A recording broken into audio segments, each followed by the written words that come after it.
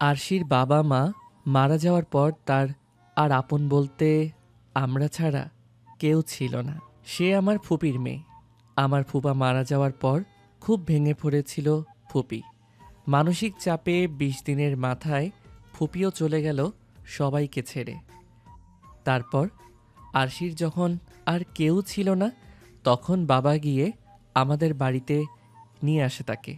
আমার কোনো বোন ছিল না, তাই বাবা মা নিজের মেয়ের মতোই আদর করত তাকে, যা দেখে হিংসে হতো আমার। এই মেয়ে বাড়িতে আসার পর থেকে আমার প্রতি বাবা মায়ের গুরুত্বটা কমে গেছে, তাই সুযোগ পেলে রাগটা আরশির উপরেই ঝাড়তাম। গোসলের পর ইচ্ছে করে বাথরুমে আরও কয়েকটা কাপড় ভিজিয়ে রাখলাম, বিশেষ করে জিন্সের প্যান্টগুলো, যেগুলো ধুতে কিছুটা কষ্টদায়ক। রান্নাঘরে উকি দিয়ে দেখলাম মা রান্না শেষ করে পাতিলগুলো নামিয়ে রাখছে, আর আরশি টেবিলে পানির জগ ও গ্লাসগুলো রেখে প্লেটগুলো আনতে গেল। আমি শুধু অপেক্ষা করছিলাম কখন মা গোসল করতে যাবে।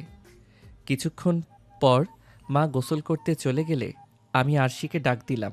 আরশিও লক্ষ্মী মেয়ের মতো আমার সব কথা শুনে, হয়তো কিছুটা ভয়ও পায় আমাকে। আমার সামনে আসার পর আমি কড়া গলায় বললাম, ওয়াশরুমে আমার কিছু প্যান্ট ও জামা রাখা আছে, ওগুলো ভালো করে ধুয়ে ছাদে শুকাতে দিবি। এরপর আয়রন করে গুছিয়ে রাখবি সুন্দর করে। আরশিও মাথা কাত করে হ্যাঁ সূচক সম্মতি জানালো, চলে গেল সেগুলো ধুতে। কিন্তু আমার ভাগ্যটা খারাপ ছিল ওই দিন, কারণ বাবা আজ কেন যেন দুপুরেই চলে এসেছিল, আর এসেই আরশিকে খুঁজতে লাগলো। খুঁজতে খুঁজতে যখন জানতে পারলো আরশিকে দিয়ে আমি আমার বেশ কয়েকটা প্যান্ট ও জামা কাপড়গুলো ধোয়াচ্ছি, তখন একটা আছলা বাস আমার জন্য রেডি হয়ে গেল। সেদিন বাবা নিজে ওয়াশরুমের দরজার সামনের চেয়ার নিয়ে বসে আমাকে দিয়ে সব কাপড় ধোয়ালো। আমারগুলো শেষ হলে বাবা তার নিজেরও কয়েকটা প্যান্ট আর শার্ট এনে আমাকে দিয়ে ধোয়ালো। মনে মনে নিজের ফাটা কপালের দোষ ঝাড়তে ঝাড়তে সবগুলো ধুলাম আমি। আরশি আড়াল থেকে মুচকি মুচকি হাসছিল। ওর হাসি দেখলে রাগে গা জ্বলে যাচ্ছে আমার। জীবনে প্রথম এতগুলো কাপড় একসাথে ধুয়ে যখন উঠে দাঁড়ালাম, তখন দেখলাম কোমরে খুব ব্যথা। এক হাতে কোমর ধরে খাটের উপর এসে গা এলিয়ে দিলাম। আজ সকালে কার মুখ দেখে উঠেছিলাম ঠিক মনে পড়ছে না। এরপর বিকালের দিকে আবার বাবা চলে যাওয়ার পর দেখি আরশি মায়ের পেছনেই ছাড়ছে না। মা যেখানে যাচ্ছে আরশিও তার পাশে পাশে সেখানে যাচ্ছে। মধ্যরাতে হঠাৎ ঘুম ভাঙল আমার। রুমের বাইরে কারো উপস্থিতি বুঝতে পেরে ধীর পায়ে বের হলাম রুম থেকে। দেখি আরশি চুপচাপ টেবিলের সামনে দাঁড়িয়ে পানি খাচ্ছে। আমি চুপচাপ তার পাশে গিয়ে সোজা হয়ে দাঁড়ালাম। আরশি পেছনে কারো উপস্থিতি টের পেয়ে সোজা হয়ে দাঁড়িয়ে রইল কিছুক্ষণ। অনেক হরর মুভিতে দেখেছিল মধ্যরাতে সাদা কাপড় পরিহিত কেউ পেছনে এসে দাঁড়িয়ে থাকে আর অদ্ভুত অদ্ভুত শব্দ করে। ওসব মনে পড়তেই আরশির কপালে বিন্দু বিন্দু ঘাম জমে গেল। আর মজার বিষয় হলো তখন আমার গায়েও ছিল সাদা টি শার্ট। অন্ধকারে সাদা জিনিসটা অনেকটাই ভয়ঙ্কর। আরশি আর চোখে পেছনে ফিরে চিৎকার দিতে যাবে, তখনই আমি এক হাতে তার গাল চেপে ধরে চুপ থাকতে বললাম। আরশির হাত থেকে গ্লাসটা পড়ে পায়ের কাছে টুকরো টুকরো হয়ে গেল। আরশি চোখ বড় বড় করে ভয়ার্ত চেহারায় তাকিয়ে আছে আমার দিকে। আমি তাকে একটু শান্ত হতে বলে মুখটা ছেড়ে দিয়ে বোঝালাম যে এটা আমি, কোনো ভূত না। আরশি এবার কিছুটা শান্ত হয়ে ওড়না দিয়ে কপালের ঘাম মুছে নিল। তারপর রুমে যাওয়ার জন্য পা বাড়াতেই একটু আগে পড়ে ভেঙে যাওয়া গ্লাসের একটা টুকরো পায়ের মাঝে বিঁধে গেল।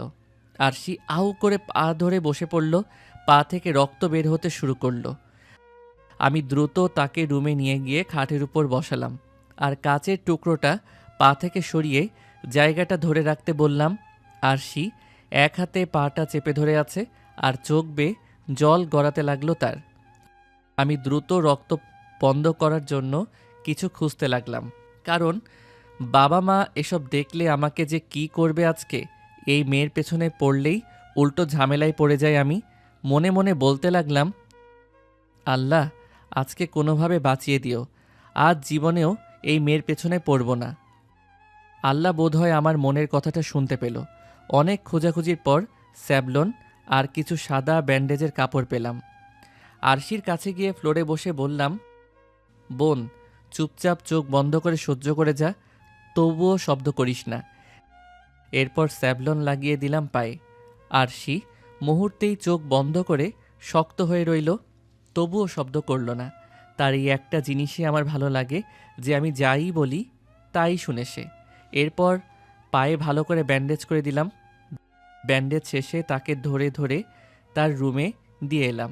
আসার সময় শিখিয়ে দিলাম যে সকালে কেউ কিছু জিজ্ঞেস করলে যেন বলে যে রাতে পানি খেতে ওঠার পর হাত ফসকে গ্লাস পড়ে গেছে, আর পরিষ্কার করার সময় একটা টুকরো পায়ের ভেতর ঢুকে গেছে। আমি আপনাদেরকে ডাকলে হৃদ ভাইয়া বেরিয়ে আসে।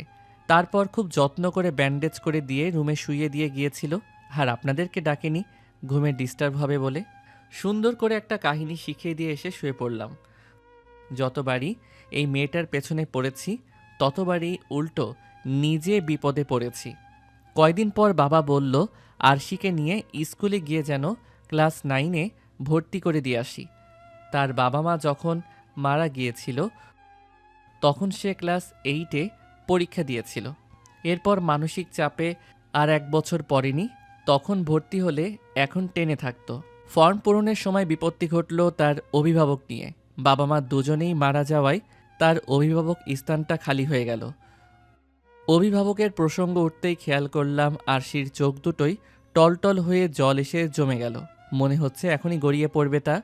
আমি আর কিছু না বলে অভিভাবকের অনুপস্থিতিতে অন্যান্য অভিভাবকের জায়গায় নিজের নাম বসিয়ে দিলাম, যার অর্থ এবার থেকে তার শিক্ষা জীবনে অভিভাবক হিসেবে আমাকেই চিনবে সবাই।